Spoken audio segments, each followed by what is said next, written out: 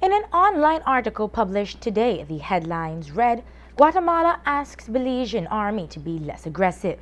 It is a headline that would immediately draw one's attention, considering that the aggression has been coming from the Guatemalan armed forces, a situation that has led Belizeans complaining about the passive and submissive reactions from Belize.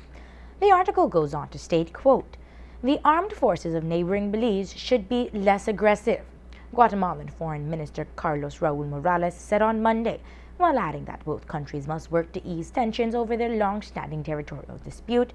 Quote, the army of Belize has to be less aggressive and use force to a lesser degree. Use it proportionally depending on each case. That's what the foreign minister said. Morales said Guatemala also has a responsibility to prioritize the development of the communities along the contested border to reduce economic pressure on residents to cross into Belize in search of work. The boundary is the object of a quarrel that goes back to 1820, when Guatemala became independent from Spain and Belize was a British colony. Tensions have risen following an April 19th incident on the border that ended with the fatal shooting of a Guatemalan teenager by Belizean security forces. Last Friday, members of a Belizean security patrol wounded one man in the course of arresting 3 Guatemalans engaged in illegal mining on territory administered by Belize. Belize said the wounded young man was shot in self-defense as he towed a member of the security patrol aggressively with a machete.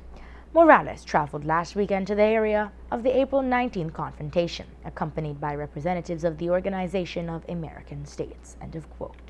The article went on to cite that Guatemala has been the reason why there has been a delay in the referendum surrounding the ICJ matter.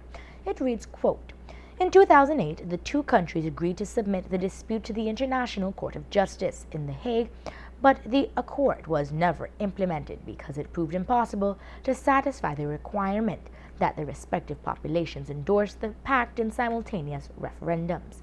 7 years later, the parties signed an additional protocol allowing non-simultaneous plebiscites. Guatemala's Congress, however, has yet to ratify the revision. End of quote.